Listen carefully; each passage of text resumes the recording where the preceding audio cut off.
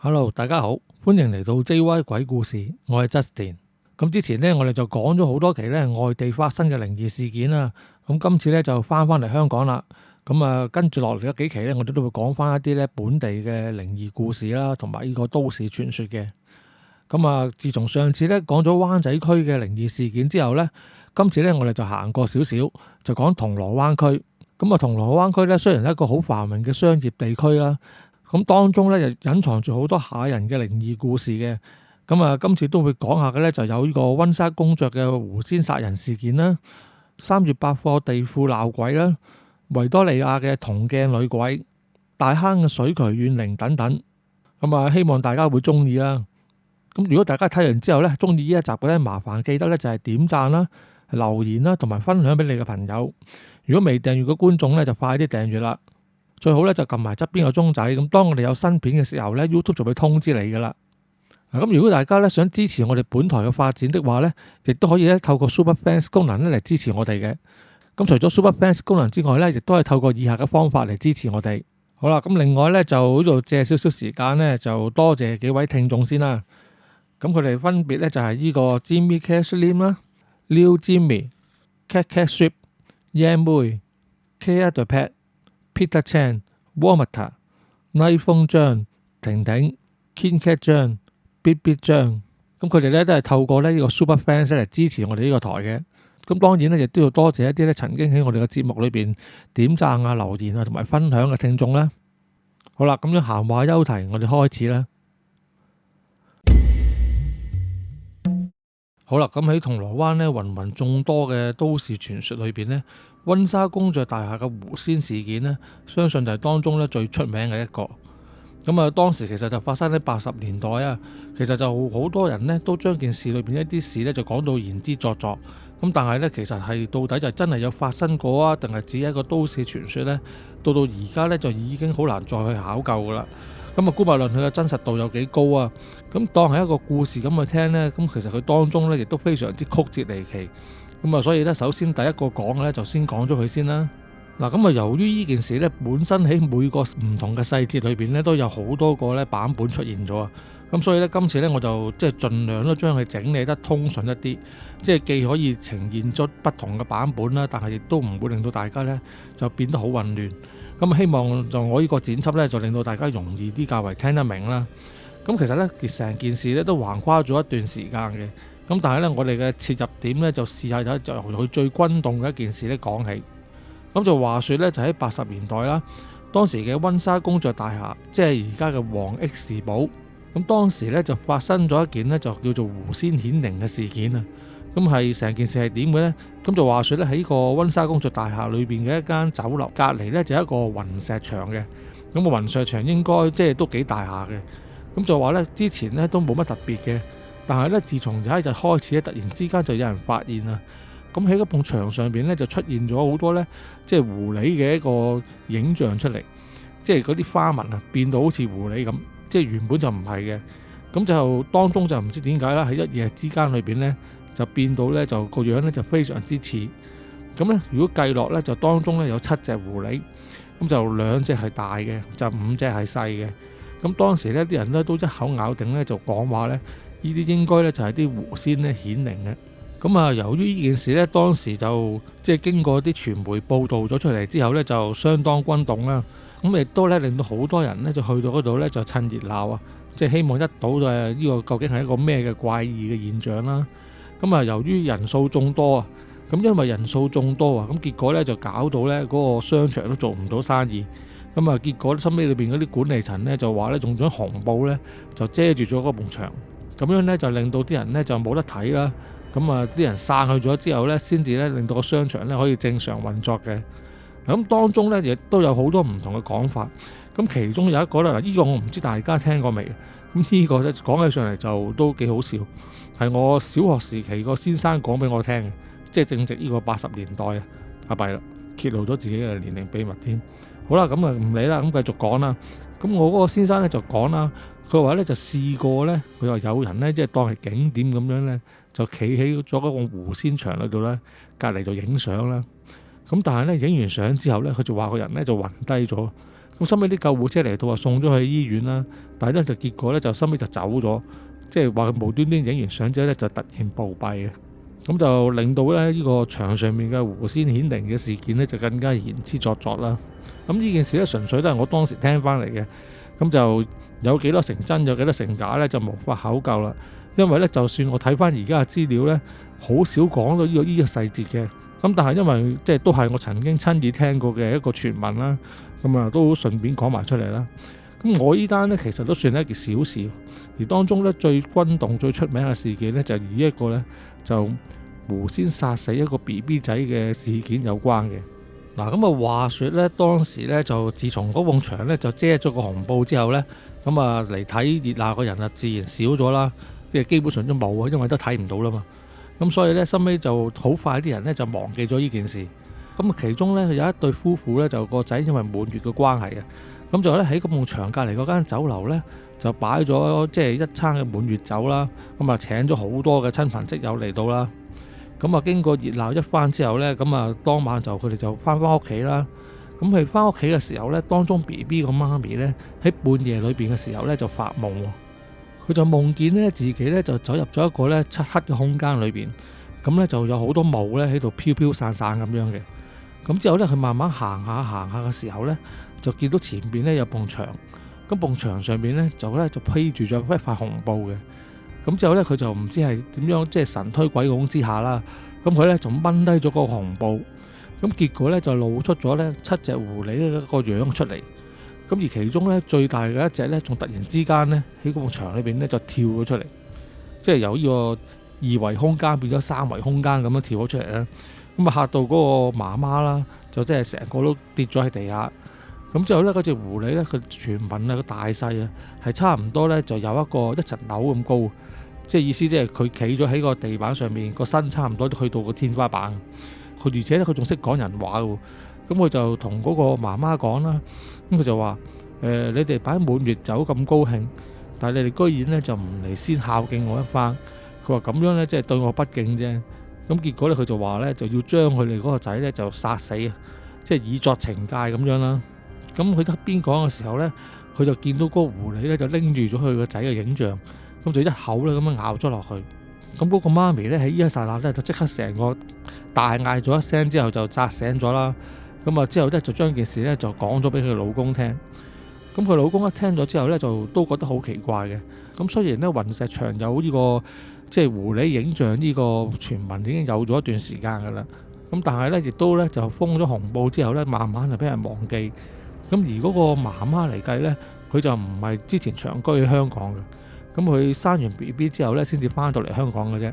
咁照理咧佢應該就唔知道狐狸牆呢件事嘅。咁所以咧，佢老公聽到佢突然之間講得出呢啲咁類似嘅細節咧，都已經心知不妙噶啦。咁於是兩公婆咧就即刻咧冚青咁樣咧，就走去佢哋隔離嘅 BB 房嗰度睇下自己嘅 BB 啦。咁當佢哋咧一推開 BB 房之後咧，就即刻開燈啦，咁啊睇下自己嘅 BB，就發覺咧嗰個 BB 咧突然之間咧就已經係成個人咧就冇晒喐動啊！啲皮膚咧就即係面如死灰咁樣啦，即係當佢哋一抱起個 BB 嘅時候咧，仲發覺佢嘅身體咧即係已經係冰凍嘅。咁佢哋就即刻知道即係唔妥啦，咁啊嗱嗱聲即刻叫救護車嚟啦。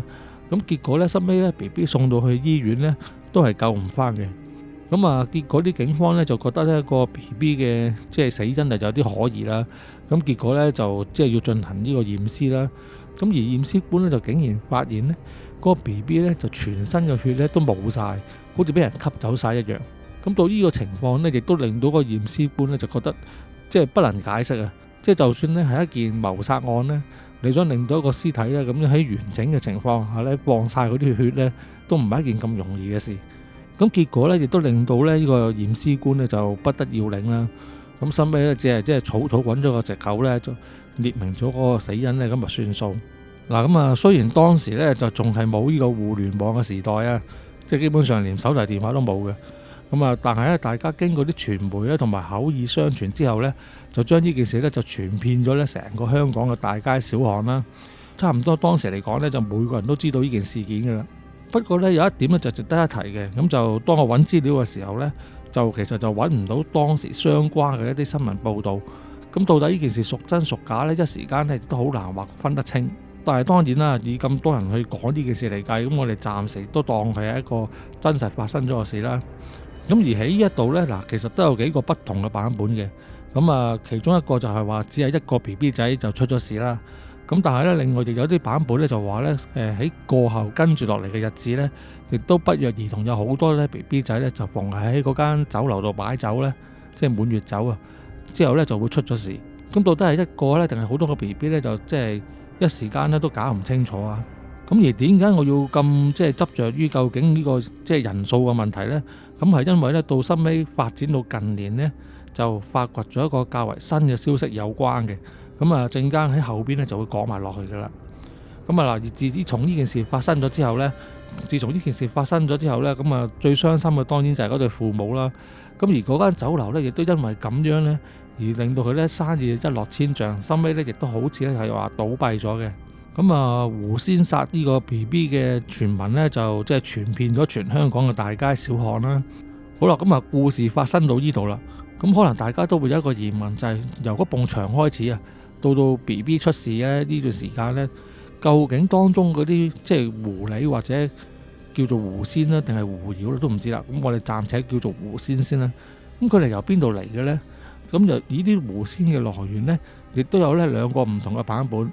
一個咧就係普通啲嘅，另外一個咧就係較為咧多人考究啲，亦都係一般人咧所相信嘅。咁啊，較為普通啲嗰個啦，就係咧就話，因為商場當時咧就想搞旺個商場個場啊，咁啊，所以咧就請嗰啲風水先生咧就招咗一啲狐仙嚟，咁啊去到鎮住個場就吸引人啦。因為狐仙佢個特性就係其實即係有一啲妖媚嘅方法可以吸引到人哋即係嚟去個地方啊嘛。咁結果收尾就係咧人流咧就的而且確係增加咗。咁但係咧由於咧啲狐仙咧就野性難馴啊，商場個老闆咧同嗰啲風水師咧亦都控制唔到嗰啲狐仙啊，咁啊結果令到佢哋咧就暴走啦。咁啊所以就出咗一啲咧即係咁駭人聽聞嘅事出嚟啦。咁而另外一個佢呢個來源嘅講法咧就較為詳盡嘅。咁呢個講法咧亦都係話嗰個狐仙咧亦都係有人刻意請翻嚟嘅。咁而請翻嚟嘅人咧仲要係非常之有來頭。咁佢咧就係當時咧就呢個萬金油嘅始創人啦，即係大家都應該聽過萬金油呢樣嘢啦。咁佢就係佢哋嘅始創人，就胡文虎同埋胡文豹兩兄弟。咁其實咧佢哋住嗰間屋咧就離呢個銅鑼灣咧就唔係太遠嘅。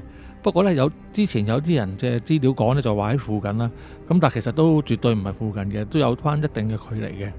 咁啊，而且佢哋除咗自己住嘅大宅之外咧，亦都咧起咗一個公園啦。咁就佢哋就一般人都叫埋嗰個公園叫做虎豹別墅噶啦。咁因為裏邊有咩出名呢？就係最出名就係裏邊有好多呢，就係呢18層地獄嘅唔同嘅浮雕嘅公仔喺度啊！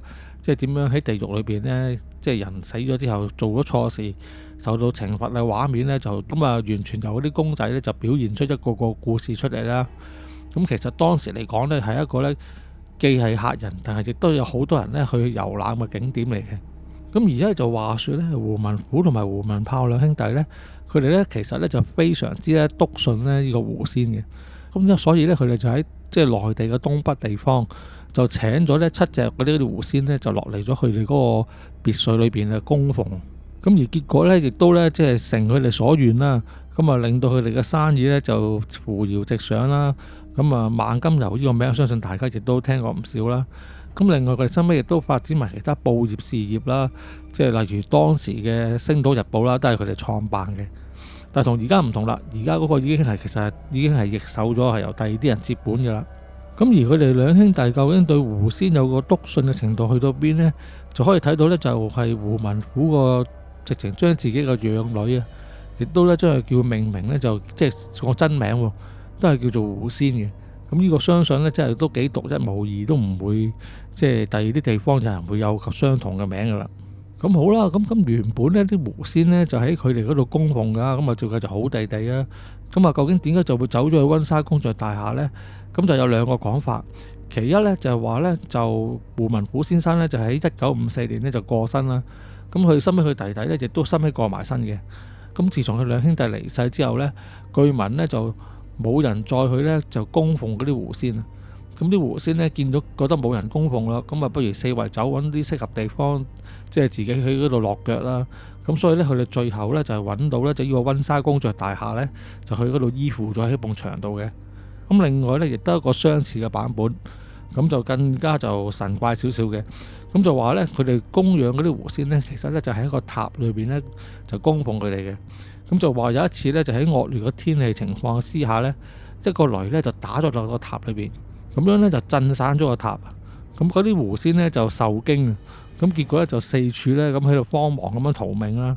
咁啊去到最後呢，亦都係呢，就逃咗去呢個温莎公爵大廈嘅裏邊啦。咁呢一個呢，亦都係呢，現時嚟講較為多人呢，就相傳嘅呢個狐仙來源嘅版本啦。咁好啦，咁狐仙嘅來源呢，咁啊都不離呢兩個版本啦。咁啊件事發生到收尾呢，即係搞到仲搞出人命之後，咁結果又點收科呢？咁收尾呢，亦都有唔同嘅講法。其一呢，就係話呢，當時嗰個大廈嘅業主呢，就覺得呢，即係件事咁邪門嘅情況之下呢，就揾人呢拆咗個埲牆去，咁啊即係將佢燒毀咗啦。咁啊平息咗呢件事。咁但係呢，呢個就冇乜人講嘅。咁較為多人嚟講嘅呢，就係呢，當時呢，突然之間即係發生咗呢啲事之後啊，咁啊台灣呢，有一個姓黃嘅女士呢，亦都係一個修道人嚟嘅。咁佢就話呢，得到呢報夢嘅啟示啊，就係嗰啲狐仙呢，就向佢哋求救。咁結果呢，佢就由台灣呢遠道而嚟呢，就嚟到香港。咁啊由於佢本身亦都識道術啦，咁結果呢，佢呢就嚟到香港之後呢，就去到温莎公爵大廈嗰度呢，帶咗啲狐仙。咁但係呢，據聞就係大嗰兩隻呢，因為呢有啲魔性，咁應該就係殺 BB 嗰一隻啦。咁啊話佢兩隻都有啲魔性，咁啊話已經好難呢再將佢哋馴服噶啦。咁結果呢，嗰個黃女士呢，就將呢大嗰兩隻狐仙呢，就打散咗，即係就煙消雲散啦。咁另外呢，咁五隻細嘅狐仙呢，佢哋呢，就帶翻去台灣呢，就帶咗去台灣嘅陽明山。咁就呢個就係本身佢哋自己修道嘅基地嚟嘅。咁咧就俾佢哋喺山裏邊呢，就繼續修煉。咁啊希望有朝一日呢，可以修成正果嘅。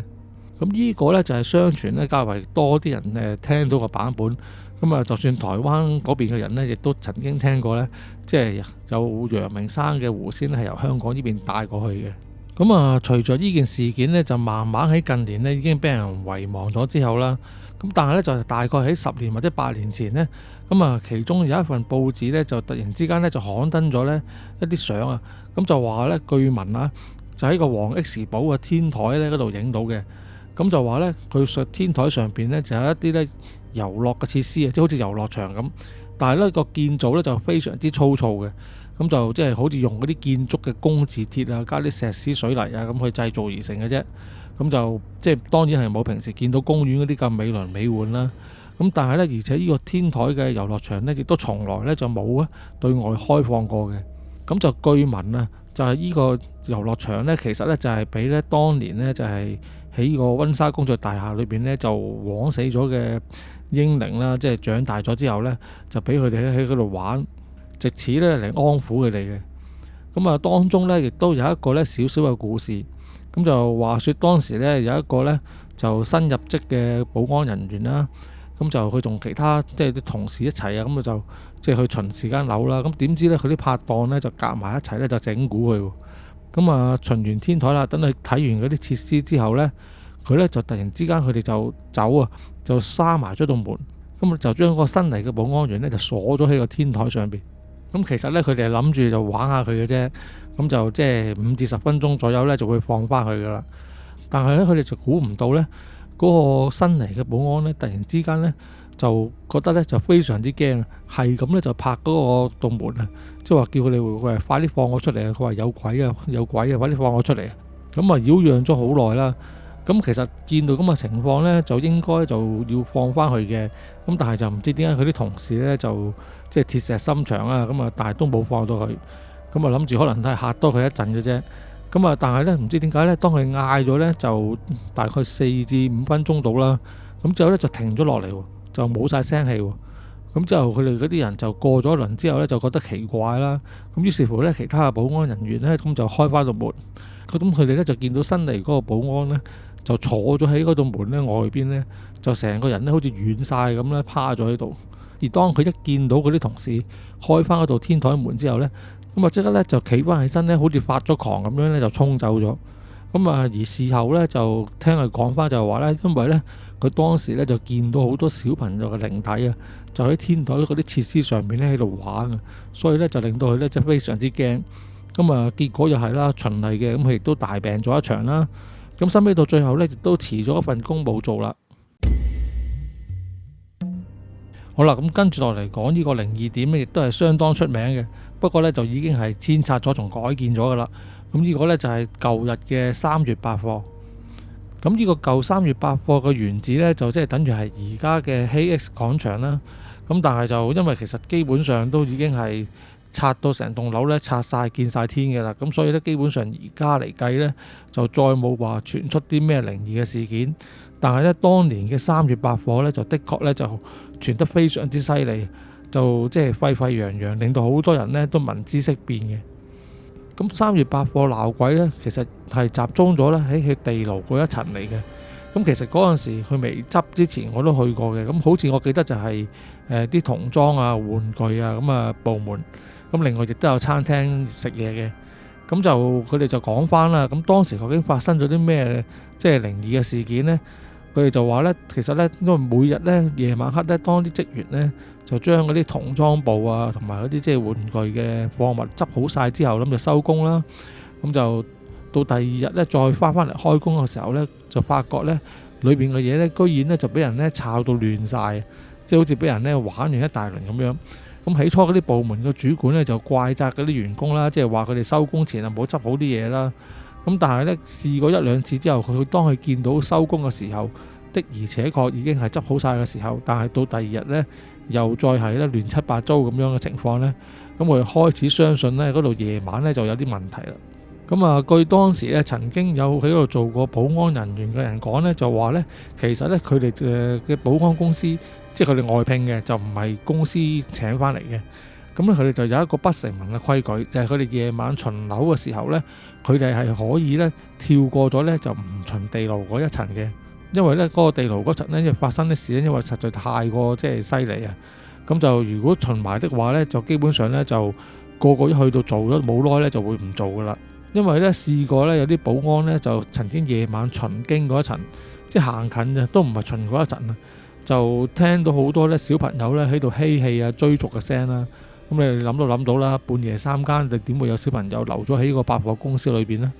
咁啊好明顯咧，嗰啲就係一啲即係可能係小朋友嘅靈體嚟啦。咁所以咧，亦都啲人就話咧，係佢哋咧就貪玩咧，就搞到咧嗰一層啲貨物咧就亂晒龍咁樣嘅。咁其實當中咧就有一個小故事嘅。咁就話說咧，就有一個咧新嚟嘅保安啦。咁啊，我哋就化名叫佢做阿輝啦。咁佢係新加入咗去做嗰個保安呢個工作啦。咁佢嗰啲師兄咧就曾經咧就同佢講，咁佢就話咧，我哋夜晚咧就好簡單嘅，咁啊巡下上邊嗰啲樓層咧就 OK 噶啦，咁地牢嗰度咧就唔需要巡嘅。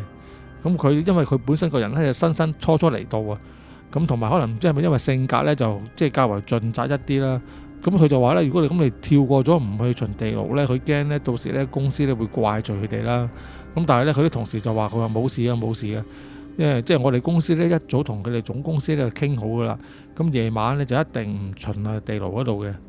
咁本來阿輝咧就咁啊聽完佢講之後咧就 OK 啦，咁啊照做啦。因為佢初開始做嘢嘅時候咧就唔係一個人巡嘅，咁係會有啲即係師兄啊咁樣帶佢哋兩個一齊咁樣巡啦。咁啊差唔多做咗大概一兩個星期到啦，開始對啲地方熟咗之後咧，咁啊開始可以自己單獨一個咧就夜晚喺度巡邏噶啦。咁啊，話說有一晚咧，就唔知因為佢好奇啊，定係佢本身個人咧就較為盡責啊，佢竟然咧就巡完其他樓之後咧，就繼續落去咧，就巡埋嗰個地牢喎。咁啊，當佢巡嗰個地牢嘅時候咧，咁啊起初都冇乜事嘅。咁當然就係漆黑一片啦。咁啊，你照明就係靠你手上面嗰個電筒啲光咁照啦。咁其實就照咗落啲唔同嘅公仔度，咁大家都可以想像到咧，其實個氣氛都非常之恐怖啊。咁啊，話說阿輝咧，就冇嘢啦，因為佢係諗住四圍行下啫。咁佢一到巡嘅時候呢，就係唔知點解呢，佢就覺得咧好似有人跟住佢咁嘅聲，即係佢係一種感覺嚟嘅，就未去到腳步聲嘅地步，但係硬係就覺得咧，好似後邊呢就有啲即係有啲怪聲係好似係跟住佢行咁樣。咁佢實咧，於是乎佢就試下停步咧，轉身望下後邊啦。但係咧就發覺咧冇任何嘢嘅喎。咁於是乎咧，佢就繼續再行啦。咁就呢個情況咧不斷發生。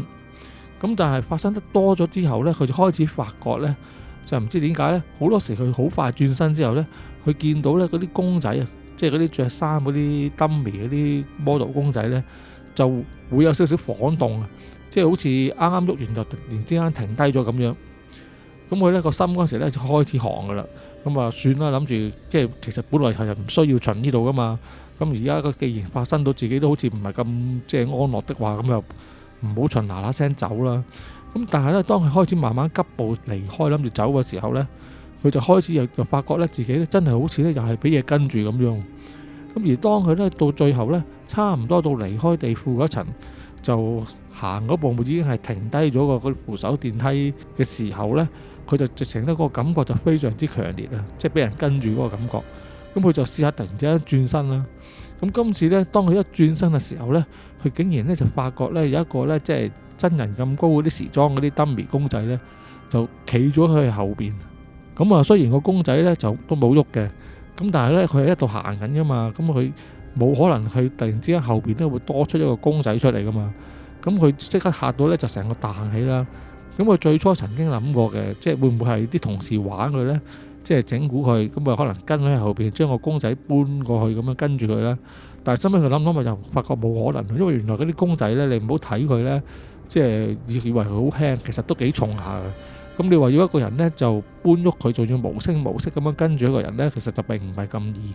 咁而且如果真係有同事整蠱佢搬咗個公仔去後邊咧，咁佢同事咧基本上咧亦都冇時間咧就可以放低個公仔之後咧就孭埋令佢睇唔到嘅。咁所以咧，其實基本上，所以呢個假設咧就唔會成立。咁就唯一可以即係得翻嘅理由就係個公仔真係自己喐跟住咗佢啦。咁佢就當然嚇到咧，即刻成個即係彈起，咁啊離開咗嗰個樓層啦，就即刻走去保安室度揾翻佢啲同事啦。咁佢啲同事咧都即刻同佢講啦，佢都話咪叫咗你，其實嗰度唔使巡嘅咯，你又唔信，且自己係都要去。咁呢啲你自己攞嚟嘅啫。咁收尾阿輝咧就自從經過咗呢件事之後咧，就即刻咧就冇做到呢份工啦。咁當年咧呢個收音機咧即係電台咧仲好興有呢個夜間靈異節目嘅時候咧，就據聞啦，我都冇聽過，咁就即係睇資料睇翻嘅啫。咁啊曾經有聽眾咧就打電話上去，咁就同嗰個節目主持講咧，就話佢係曾經喺嗰間3月百貨裏邊做過嘢嘅。咁佢就話咧，其實咧就試過咧有一次當呢啲咁嘅即係鬧鬼嘅情況鬧得沸沸揚揚嘅時候咧，佢公司嘅高層咧就真係做嘢，咁啊請咗啲法師翻嚟做法事嘅。咁但係咧佢哋做法事嗰個咧就即係你都唔知叫佢做隱蔽好啊，定係即係掩耳盜鈴啊。咁佢哋咧就唔喺夜晚做嘅，咁喺日頭做嘅。咁但係咧佢就揾啲布啊嗰啲咁嘅嘢咧，一幅幅嗰啲布咧就圍封咗咧佢呢間公司某啲地方。咁啊特別當然係地牢啦。咁咧就喺個圍封完之後咧，就喺嗰度咧就開始咧就做嗰啲法事。咁其實咧當時嚟計咧，咁啊除咗嗰啲工作人員之外咧，其實亦有一啲顧客咧係聽到嘅。咁啊變咗佢呢件事咧就更加證明咗咧，即係3月百貨本身咧應該的確係有啲呢個鬧鬼嘅問題啦。咁但係當然啦，咁嗰個觀眾就佢話就話真人真事啊。咁究竟個觀眾係咪即係真係嗰度嘅職員，或者佢所講嘅嘢係咪真嘅咧？咁亦都不得而知啦。咁就不過佢孤妄言之，我哋就孤妄聽之啦。咁但係咧，就自從嗰度拆咗之後，改建成而家新嘅一棟大廈之後咧，咁基本上咧就冇怪事再發生嘅啦。咁亦都冇聽聞過任何一啲咁嘅都市傳說啦。嗱，咁跟住落嚟咧，要講呢個都市傳說嘅地方咧，就發生喺呢個維多利亞公園啦，即係我哋簡稱嘅維園啦。咁啊，相信就算平時唔行去銅鑼灣，即係行街嘅觀眾啊，但係每年年宵啊、中秋節燈會啊，或者工展會咧、花展之類啦，都會去過咧維園嘅。咁啊，都係一個咧相當咧，即係佔地面積相當大嘅公園嚟嘅。咁咧就話說裏邊咧，就曾經咧就發生過一件咧就駭人聽聞嘅殺案。咁當中咧亦都係咧要靠一啲靈異嘅現象咧，先至幫到呢啲警方咧去追緝到嗰個兇手出嚟嘅。咁成件事究竟係點嘅咧？咁而家就開始講啦。咁就話說咧，當時咧就有一個女仔啊，咁啊行經維園嘅時候咧，佢就俾一個男人呢就捉咗入去廁所。咁嗰個廁所呢，佢哋當時講呢就係話呢就係維園近天后站嗰度嗰個公廁啦。咁就結果呢，就俾嗰個男人呢就喺嗰個廁所裏邊呢就自殺咗嘅。咁到第二日呢，當嗰啲清潔人員去清潔廁所嘅時候呢，就當然發現咗多條女屍啦。咁於是乎呢，就即刻呢就走去報警啦。咁啊，成件事呢，當時嚟講呢，佢哋都話啲鬧得幾大下嘅。咁啊，發生咗呢件事之後呢，警方呢就好落力咁去調查啦。咁當時嚟計呢，佢哋就好快呢就鎖定咗一個呢就嫌疑人嘅。咁啊，結果就即刻就即係捉咗佢翻去，即係問下話先啦。咁但係呢，嗰個嫌疑人呢就死口都唔認。咁啲警察呢就一時間呢都冇乜辦法，因為呢單靠其他環境嘅證據呢，又真係唔夠料呢就指證佢喎。咁本身嗰個男人呢，其實都係個積犯嚟噶啦，即係成日我哋即係俗語有話，即係佢喺警察嗰個 file 度呢成日串口嗰啲嚟嘅。咁佢之前都係犯案累累噶啦。咁但係呢，就呢次事件呢，因為其他證據唔足夠啊，而嗰個男人呢，如果佢本身佢又唔認罪的話呢，咁啊結果呢就係唔夠料呢落 charge 嘅。咁但係呢，其實嗰班辦案嘅警察呢，其實佢哋就知道呢，其實就90%都真係呢個男仔做噶啦。咁但係呢，又冇佢辦法喎。咁啊結果收尾諗下之後呢，咁佢哋嗰個案件主管嗰個幫辦呢，就忽然之間就諗多條橋。咁呢就話呢，帶嗰個男人呢，就翻去即係事發嗰個公廁嗰度啊，就再進行一個問話。咁如果以而家呢個角度嚟睇呢，其實如果佢咁樣即係用呢個方法去做一個查問的話呢，其實都係有啲踩界嘅，因為佢當時嚟計呢，都仲未有足夠嘅證據噶嘛。咁好啦，咁我哋就唔好講呢個法律上嘅問題啦，咁就講翻呢件事先。咁就話呢，嗰個男人呢，其實一直呢都死口唔認噶嘛。就算啲警察呢帶佢去到嗰個公廁嘅時候呢，佢亦都係唔認嘅。咁啊，就當啲警察呢諗住今次即係又係無功而還嘅呢剎那嘅時候呢，突然之間呢，嗰個廁所裏邊呢，嗰啲燈光呢就閃下閃下咁樣，閃下之後呢，跟住呢仲熄埋添。咁之後呢，就變咗黑麻麻咁樣啦。咁就當時呢，突然之間呢，廁所裏邊嗰個鏡啊，就好似呢嗰啲即係一個電視熒幕咁樣啊，突然之間就發起光上嚟喎。之後呢，就喺鏡裏邊呢，居然呢就好似重播咁樣啊，就播出咗呢嗰個兇手呢當時呢殺害嗰個女仔嘅成個過程。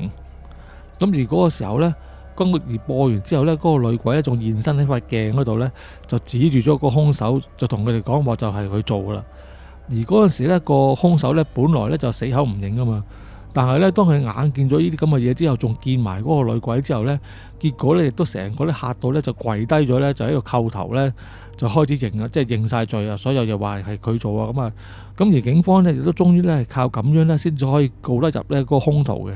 咁而話說呢，亦都當嗰個女鬼呢現身完咗之後呢，突然之間佢就消失咗，咁啊塊鏡呢就變翻好似正常一樣啦，但係跟住就砰一聲呢，成塊大鏡咧就碎晒之後就爆開咗嚟，而事後嗰個公廁咧，就算再換啲唔同嘅鏡上去咧，好快咧又會爆過噶啦。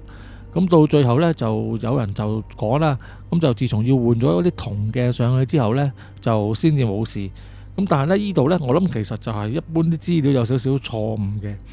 咁因為咧，其實如果一般嚟講，佢哋話銅鏡咧，原本個原因咧就係話咧，因為銅鏡咧。就其實喺古代相傳呢，就有呢個鎮鬼嘅作用啦。但係銅呢個本身嚟講呢，就唔係一個做鏡一個好嘅材料嚟嘅。如果你嚟做鏡呢，基本上以而家嘅標，即係古時就會咁做。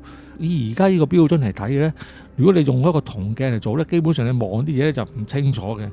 咁就睇翻個廁所呢嗰度呢，咁佢而家嗰個鏡用嗰個物質呢，應該係一種佢哋行內人叫做鏡鋼嘅嘢。咁其實就係類似一塊鋼板咁嘅。經過打磨之後呢，佢光滑嘅表面呢，就可以咧做到呢，就類似呢，就呢個玻璃鏡嗰個效果噶啦。咁就曾經有人就問翻個公園啦，即係係咪因為發生咗呢啲事，係咪所以咁樣先會用第二啲物質嚟做個廁所嘅鏡啦？咁就當時公園佢哋嘅發言人呢，就講翻呢，就話唔係嘅。咁啊純粹因為嗰個公園嗰個公廁啊，嗰塊鏡呢，就近嗰個籃球場，咁所以呢，就好容易呢，就會有時呢啲波呢打入嚟啊，震到啊，或者有陣時啲人打完波之後拎住個波咁啊手痕，咁啊入到廁所之後呢，又喺度掟下掟下咁樣呢，就成日都掟爛咗公廁裏邊嗰塊鏡，所以佢哋呢先至換咗第二啲呢防止撞爆嘅物料嚟做鏡嘅啫。咁啊基本上呢，呢個故事呢就大概就係咁上下噶啦。不過有一點呢，其實我一直咧都唔係覺得唔係好明嘅。咁因為呢，其實呢，佢哋傳聞即係近住天后嗰個公廁呢，其實係一個呢人來人往嘅地方嚟。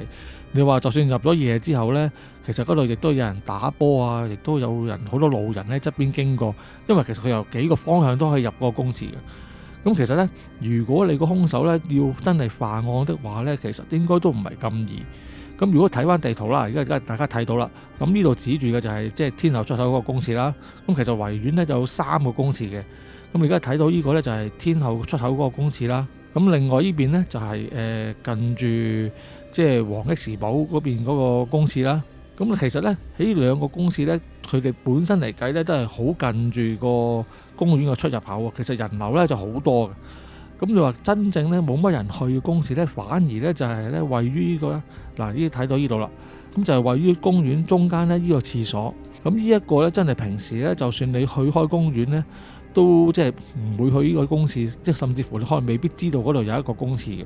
咁所以呢，我亦都即係曾經就諗啊，咁啊可能如果真係有一件咁嘅事件發生過的話呢，其實會唔會係發生喺中間呢個較為即係人煙稀少啲嘅公廁嘅機會呢，會係大過呢就位於天后出口嗰個公廁呢？咁呢一個呢，就係我嘅少少猜測啦，咁就冇乜咩實質證據嘅。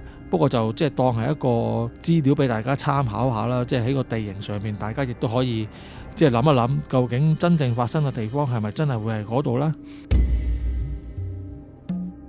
好啦，嗱咁跟住你要講嘅呢，就係呢個有關大坑水渠嘅一個都市傳說啦。咁其實呢個大坑水渠嘅位置呢，咁係由銅鑼灣呢個高士威道呢，就穿過去大坑嗰邊呢，一條叫做火龍徑嘅路嚟嘅。咁而家呢，基本上已經係一條石屎即係封密咗嘅路嚟噶啦。咁就位置就係其實就係啱啱俾呢個皇仁書院呢同埋銅鑼灣運動場呢，就即係兩邊咁樣夾住嘅。咁中間呢，就有一條呢，即係闊大概你係計4-5米左右啦。咁但係呢，就好長嘅一條小路嚟啦。咁話說呢，嗰度當時呢，即係未用呢啲石屎咧鋪好之前呢，其實呢係一條水渠嚟嘅。咁佢上邊呢，就只係呢有一條橋，咁就方便啲人呢喺度進出嗰一區嘅。咁由於嗰個橋本身下邊就係水渠啦，而兩邊呢亦都有罅隙呢，就可以落到個水渠嘅。咁當時嚟計呢，就有啲小朋友呢，就經常呢都好中意呢，就喺嗰度呢，就走入個水渠裏邊呢，喺度玩嘅。咁呢，就話說呢，當時呢，就結果有一次呢，就係唔知因為其實我諗山洪暴發就唔會嘅，因為嗰度其實都唔係話咁近山。咁但係咧就唔知因咩事，係落雨定係點樣啦，就突然之間咧就當啲小朋友咧喺嗰個橋底嗰度玩嘅時候咧，啲水勢就好急啊。咁啊結果咧就將嗰班小朋友咧就衝走咗。真尾咧當然就全部都不幸咁樣罹難咗啦。咁而自此之後咧就有人講啦，就話夜晚咧當佢哋行過嗰條橋嘅時候咧，經常咧都會聽到咧橋底咧就有啲小朋友咧喺度玩啊，喺度笑啊啲咁嘅聲。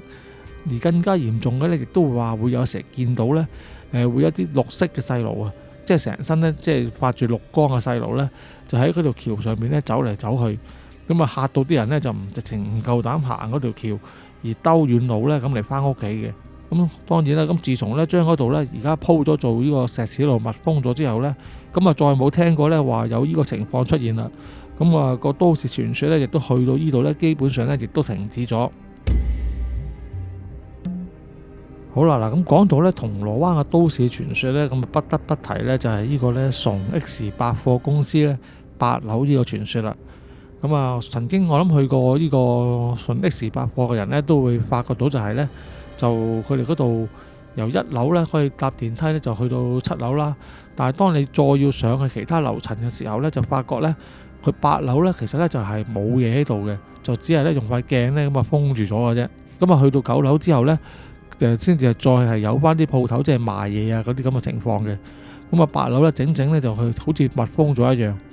咁就所以咧就亦都令到好多人咧就猜想同埋就即係有啲傳言出嚟啦。咁就係話咧8樓嗰度咧其實咧就曾經咧就試過咧就鬧鬼嘅。咁就仲言之鑿鑿啦。咁就話咧當時咧就係其實係一啲賣寢具嘅一層嚟嘅。咁結果咧因為咧就每次咧佢哋擺好晒啲嘢之後咧，第二日咧啲寢具嗰啲嘢咧就會全部亂晒啊，掉晒唔同嘅地方，即係可能 A 品牌嘅嘢就掉去 B 品牌嗰度，總之就亂晒龍咁樣。咁所以呢，因為後尾呢啲人啲法師就話，因為8樓嗰度呢，就真係裏邊啲冤魂啊就太過猛啊，咁啊驅散唔到，咁啊只可以咧俾佢哋留在原地，但係呢，就結果就揾一啲結界呢，就封住咗佢哋喺度，咁所以呢，8樓呢，佢哋呢就唔會用嘅，純粹呢就係呢要嚟封住咗呢佢嗰棟大廈裏邊嘅靈體咁解啦。咁亦都曾經有好多唔同嘅網台就講過呢個傳說噶啦，咁但係呢，即係呢個聽起上嚟呢，就好似言之鑿鑿咁啊，因為事實上如果你去過嗰度呢，真係發覺個情況呢係咁樣嘅，即係唔係話見到裏邊嗰啲靈體個情況係咁樣，而係嗰層真係封住咗嘅。咁就試過呢，後尾就有記者呢，就揾咗當時嗰個公司嘅負責人呢，就講翻，咁就仲直情呢帶埋佢參觀。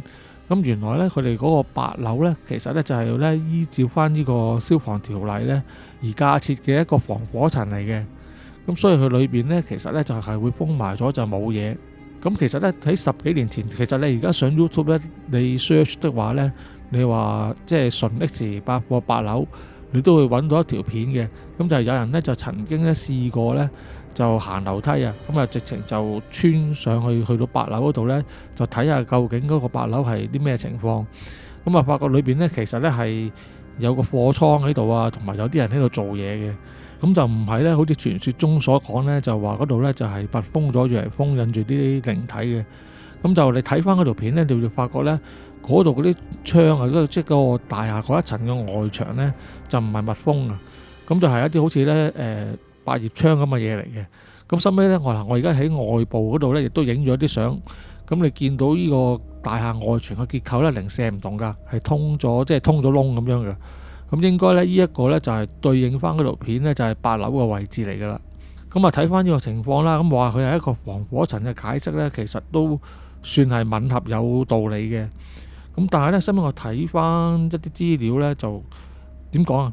即係呢一單嘢，我之所以講呢，係覺得係啲奇怪，即係佢係有啲似真，但係呢又好似唔係喎，即係又好似俾人踢爆。但係呢，你即係解拆咗之後呢，佢裏邊某一啲地方呢，佢當中呢有一啲疑點呢，又係冇法子解釋嘅喎。咁就首先就係話，即係大廈防火層先啦。咁就有啲嘢呢，佢係的確係同防火層講到做到一樣嘅，就係呢防火層呢要有一個即係通爽嘅空間啦，即係唔係密閉嘅。咁我哋睇翻佢嗰度嗰個外牆嘅結構啦，咁咪真係唔係密閉嘅。其實而家好多新起嘅大廈都會有嘅，即係成日都見到點解會棟大廈中間會有一層即係叫做空中花園咁嘅地方呢？其實都係因為呢個跟翻消防條例呢而做嘅防火層嚟嘅。咁而防火層另外有一個規則呢，就係呢，就平時搭 lift 嘅時候呢，你係即係去唔到嗰層嘅。咁呢個同嗰個傳說裏邊話佢哋撳 lift 撳唔到係8樓呢，就係吻合嘅。咁但係呢，呢個本身嚟計呢，係因為消防處嘅條例呢，就所以佢哋呢就會鎖咗8樓嘅啫。咁幾時會開呢？就係當如果有火警發生嘅時候呢，佢哋呢就要呢就開放翻嗰一層出嚟，咁就俾人要嚟逃生呢咁去用嘅。咁但係呢，而家就咁睇就係啲資料就係好似即係完全呢件事都係穿鑿附會，就唔似係真啦。咁但係呢，有啲嘢就令到人好難明嘅喎。如果佢真係防火層嚟的話呢，咁點解佢裏邊呢就會要嚟擺放一啲貨物同埋有人辦公呢？咁其實應該呢，佢哋要留翻一啲空間呢，即係因為你嘅貨物的話，你會有機會易燃噶嘛，有機會燒着噶嘛。咁照計又冇可能要嚟擺貨物嘅喎。咁所以呢，呢件呢真係啦撲朔迷離啦，都唔知道佢係究竟係真啦定係假。咁啊到而家呢都冇法子證實。但係就睇翻啦，咁去樓梯嗰度，即係呢你行去百貨公司外圍嗰個樓梯啊。即係去廁所嗰個樓梯啊，咁咧其實你係可以輕易去到8樓嘅喎。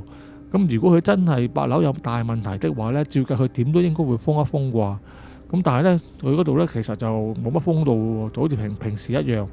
咁所以呢，呢單嘢雖然就傳咗咁多年啦，但係呢，就我諗照估計呢，應該都係即係以訛傳訛嘅居多噶啦，就未必係一件真事嚟嘅。好啦，咁跟住呢，最後一個傳說呢，就係呢，都係會有令人意想不到嘅地方嚟嘅。咁佢呢，就係呢個銅鑼灣嘅中央圖書館。咁啊，其實一間圖書館呢，係一間人來人往嘅地方啦。咁啊，相信呢，都冇話咩係一啲聚陰之地之類啦。咁應該都照計應該係冇乜呢個靈異事件發生過先至係啊。咁但係呢，就不幸地呢，其實咧就曾經咧試過咧有幾單呢一啲空中飛人嘅事件咧，就喺嗰個圖書館裏邊發生，即係喺室內嘅空中飛人。咁呢個因為就係佢嗰個圖書館嘅設計係成為一個環形嘅設計啦。咁佢中間嗰個天井咧係咁多層咧都係通空嘅，好似即係舊陣時啲居屋嘅設計一樣啦。咁啊有機會俾人爬過嗰度，咁就即係發生啲空中飛人嘅事件啦。咁咧就曾經咧就有人咧就講啊。佢就話咧嗰度就唔知有啲咩係邪嘢啊，定係成咧就話咧嗰度咧就要有4個人，即係出現4個空中飛人，分別咧喺4隻角嗰個位咧都曾經出過事咧，咁咧呢件事咧先至可以平息嘅。